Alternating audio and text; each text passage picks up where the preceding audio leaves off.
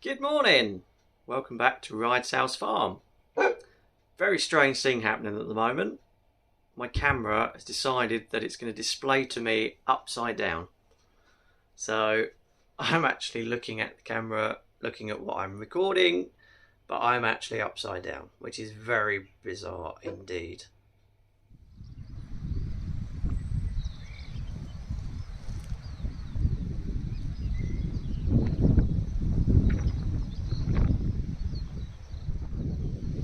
So even though it's looking like spring, and we have some lovely spring flowers coming through, it's still quite cold, which is still why I have a hat and fleeces on. But then we are in probably the middle of March, so can't complain. It's very, very wet here. Everything's very, very boggy. It's quite difficult to keep on top of all of the maintenance of the grass. Literally, these grass areas are just growing like wildfire, and it's not even the start of the season really at the moment. I thought I'd give you a little tour around the orchard this morning and show you what we planted, and also give you a little update on this little bit of land that is next to us. Apologies for the wind. The wind seems to have got up this morning. It just seems to never ever stop blowing, but never mind. All the roses are coming out really lovely. Gave them a good prune back a little while ago, so they're all looking nice and healthy. The hedge is all starting to come out, which is lovely. All the laurels are flowering moment. So this area here is our orchard. So this was just an overgrown area when we got here. Trimmed it all out, put the tractor through here quite a bit, levelled it all through as much as I possibly could be bothered to be honest. And now we've put all the trees in. So we've got quite a lot of trees in here now. So we've got a pair, I can't even remember what they are now. How bizarre is that? I've got a pair of figs. There are a pair of figs at the top. And we move down to a row of plums and gages. A green gage and some plums in there. And then we've got some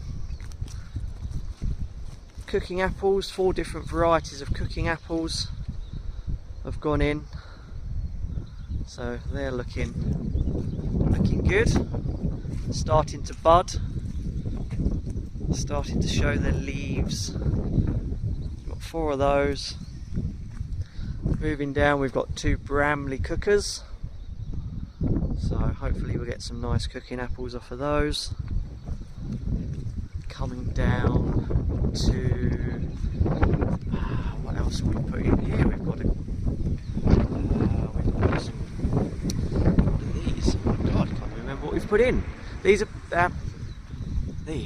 our conference pears. So got a couple of conference pear trees into there,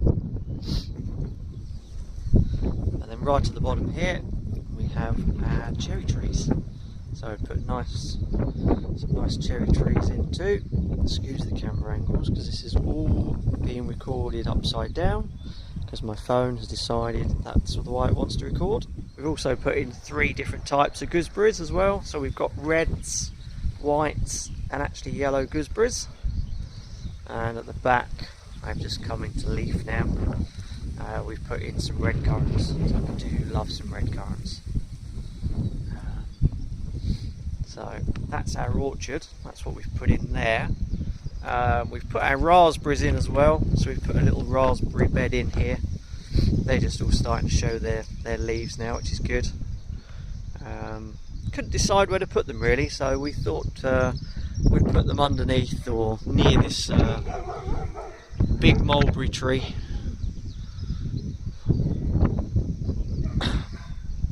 So they are all peach raspberries. I do love a peach raspberry. I like them better than the reds. We do have some reds as well. The reds have gone into here. A little bit hard to spot, to be honest with you. But the reds have just gone into here. And then we've planted up the strawberry patch. So we've got some rosemaries, some sage in the corners, and then through the middle. I think we've got about 4 different types of strawberries in there. So the majority of the ones in the middle there are white strawberries. They're my absolute favourite. And then we've got some red varieties on either side. So hopefully they will produce quite nicely this year for us. So when we bought Ride's House Farm, I'm just going to turn around. This building behind me here, and the land associated with this building, we thought had been sold. So supposedly a builder and his son had bought this property, and they were going to basically finish it because it is literally just a shell. As you can see, there's no windows. The drain pipes don't reach the ground. It is just block and brick and a roof. Tiles are on. It's not a great deal of land with it, to be honest with you, but it's big enough. It's where the old original farmhouse used to stand. So it's not obviously the farmhouse anymore, but it's this pair of semi-detached new builds. Don't really like the look of them, to be honest with you. They're really not my cup of tea. But they have this bit of frontage here. They have the driveway over to the fence over that side, and then down the bottom here, this piece of side land is kind of included, although we think that this fence that I'm just walking down past that I put up should have been put up about halfway between me and the house, according to the dimensions that we've just received. Yeah, so the new build also has this little piece of land out the back, and that's our hedgerow. So yeah, so this supposedly was sold, but it wasn't. And basically what's happened is, when we took over Ride's House Farm and the sale went through, the solicitors on the seller's side never split this off from the title of Ride's House Farm. So we've actually now got it as our own. The solicitors rang us and said basically the seller solicitors had made a great mistake, and this is actually yours. It's actually registered to you, and you've got a few options, but the long and short of it is you can keep it because it is yours and it's legally yours. So we have decided to keep it. So all the land up here, right the way over to Ride's cottage over there, is also ours now, which puts us in a great position, because we want to build a barn style house over there where that barn is. You can just see the roof of it. We've got to go for full planning.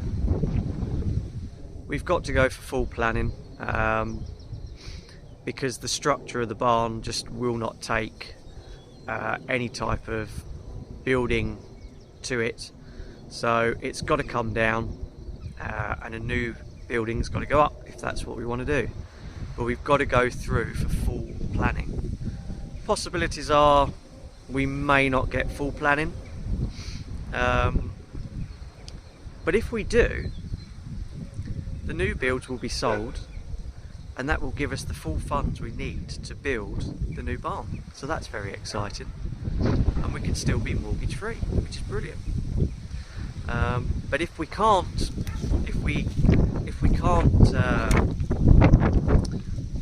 get the new build barn that we want, then we will decide to do something with this monstrosity that is behind me.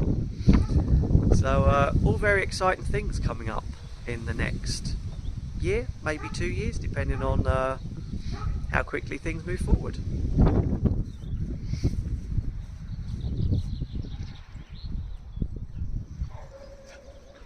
So one of the things I did want to do here is make a big vegetable patch, so a bit of a market garden. We've got all the land behind me, which is the certified location. It's just over 2 acres, I think, this whole field. But we've got this nice area behind me that's going to be quite sheltered with laurels once they regrow, seeing as they were destroyed by the previous owner's horses. But they're doing well. They're coming back. So yeah, so this is what I wanted to be my market garden. So I've already started it. I'm not going too massive. My idea was really that this sort of area where the end of the laurels are, over to the other laurels, and then sort of up to the fence here, the neighbour's fence, which is a story in itself. Leave that for another day. Would be the market garden. But I'm still quite busy with work, not really here full time. So I thought, well, let's start a bit small. We'll start small this year, see how we get on, and then we can always make it bigger as time goes on. We've got plenty of time. We're going to be here for a number of years. So basically we're going to go along the no-dig route. We're going to go along the no-dig approach. So at the moment, all I've done up here is I've got copious amounts of cardboard, and I've just laid it out in this rectangle form that I wanted, and then down the bottom here, we'll have a little wander, I had loads and loads of very well rotted manure from the horses. So all I've done is I've just put it's probably a good 5 or 6 inches deep bed of this well rotted manure over the top of the cardboard to make my no-dig bed. I've got some compost as well now, so later on today I'm going to be layering this with compost, ready for planting in a few weeks time.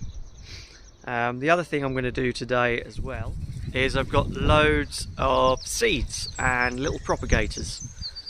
So I'm going to get all the seeds in the propagators, get the propagators filled up, and then get them ready to bring on so that they can be planted in this no-dig bed.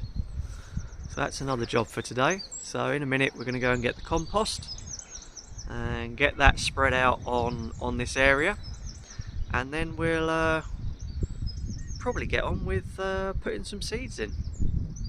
I've also got some chipping that I need to do today as well. So we've got quite a lot of stuff from the tree behind me where we took a couple of large limbs off, and I've got a load of other stuff that I need to chip as well, which will also be reused to make pathways in the no-dig bed, and probably to edge the no-dig bed as well, so it just keeps the grass from creeping in. So jobs for today. Yeah, so we were very lucky that when we moved in, although it's a bit of a pain in the bum being here in the corner of the camping field, we did have this massive pile of very well rotted manure that had come off of the fields over here. So we've still got a fair amount left there, so I've still got enough basically for next year, which is great, because then I've got another new pile on the go for hopefully the following year. We're quite lucky that I managed to get this big field rolled quite a few weeks ago now. So it's given it a really good start. The grass is coming back really well. It's starting to grow really quickly. And also the other fields over the far side there, where my trailer is parked, and the other fields that are over that side are doing really well and holding up really well. So we should have some really good pasture this year for the horses. Not too many wrecked fields. Fields over the far side need to be rolled, but that's going to be done when everything dries out. Ditches here where I cleared them all through, running really well. It's really helped to keep the amount of water down, or surface water down on the fields. Really pleased that I cleared these through. It's really helped us keep the amount of water under control. Do love that we've got a lot of primroses coming up in our little woodland seating area. I do love this little area. It's absolutely lovely. Blossoms coming out on the tree. It's going to be a lovely little place to just sit and chill on a nice summer evening.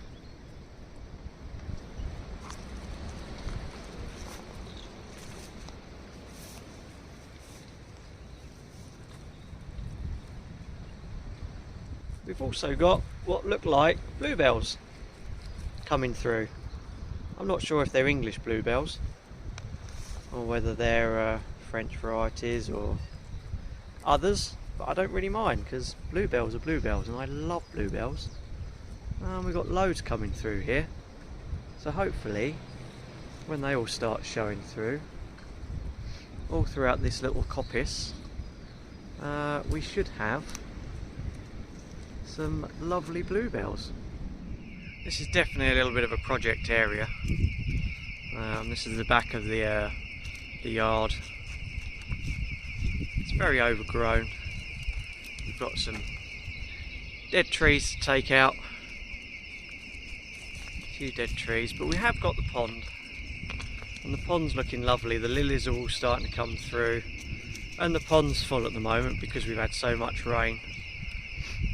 And all the water runoff from the ditches that I cleared, it all filters out into here, and it goes from here, it goes off into the field at the back here, and then kind of in the distance you can just about see the sea, I think, and it runs off down the cliffs into the sea. But yeah, the pond is looking rather good. One of the jobs for today, I've got to clear this lot. There's so much here, there's tons of wood. It's all got to be chipped. I'm going to make myself, and I think I'm going to put it here, I'm not sure, but I'm going to make myself a chipping enclosure with all the pallets that I have. I've got a big stack of pallets there. I'm going to knock them up into a bit of an enclosure and get all this lot chipped. Try and clear the place up a bit before the next lot comes.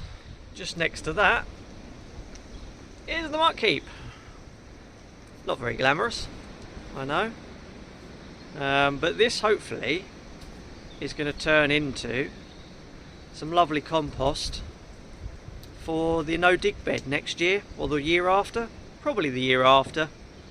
The back side of this heap is very well rotted, and I've already dug out some of it with the tractor, and then I'm just slowly, every now and again when the actual ground is a bit drier than it is now, coming in here with the tractor and then just turning this.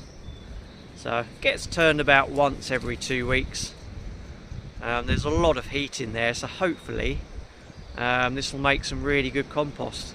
I know people say straw doesn't compost very well. It's not great for composting and great for the garden because it takes too much nutrients out when it's composting down. But we're adding a lot of other things to this heap as well. So it isn't just muck from the stables, it's grass and it's cuttings, and there's a lot of manner of other stuff that's going into this heap. Bit of trial and error. I've never made compost, I've never done this before, so we're just going to see how it goes. It's reducing in size pretty quick. The stuff at the front of the heap I keep putting on the top of the heap, and the heap keeps getting bigger and bigger, and then within a couple of weeks it's reduced by a good few feet.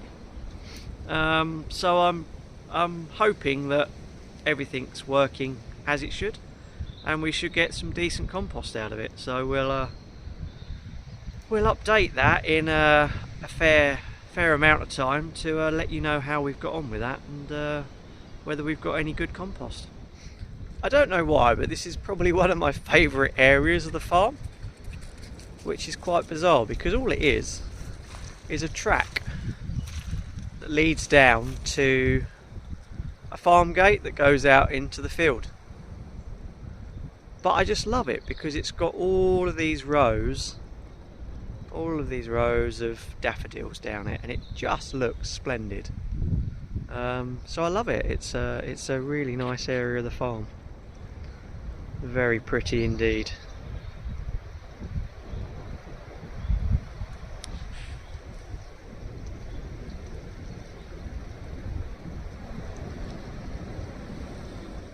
So I'd love your thoughts on this. So this here used to be the area that was fenced in for the chickens. This here is a chicken shed, and it's really sturdy, really strong, really lovely. It's got secure flaps on the front so they can go in and you can shut them away. It's got flaps on the side so you can access the roosts inside. The only problem is it's kind of in a bit of woodland. There's many trees, so I don't know whether to just fence this back in and have the chickens in here. But I am told that obviously they can get red mite, and red mite comes from wild birds. So, you know, there's a big old canopy here that there's potential that roosting birds in here could shed red mite, and the chickens below here could get red mite. Other possibilities are, because it's quite wooded, we're going to possibly have chickens roosting up the trees. I mean, they are going to be cleared through at the bottom, so there won't be anything low down, and the chickens will be clipped. But I don't know if this is a good area for them. Part of me says yes, and part of me says no, I don't think so. So I kind of thought, okay, well, I can't really move this this hen house because it's quite heavy. I might be able to, but I'm not sure. But then I thought, well, I have got this area here where the old oil tank is, but then that's not plumbed in, so it can be moved. And I thought, well, if I turn that round and I put a fence out to where the driveway path is at the side of the barn building, I'll have that area for the chickens. Completely new fencing, and use that area instead. There's no trees, there's no tree cover. There's just obviously these couple by the hen house itself. So it'll be a nice square in this sort of open area here. So look forward to seeing what your thoughts are on that. Do we go for the woodland area, or do we go for the more open area here? Love to know your thoughts.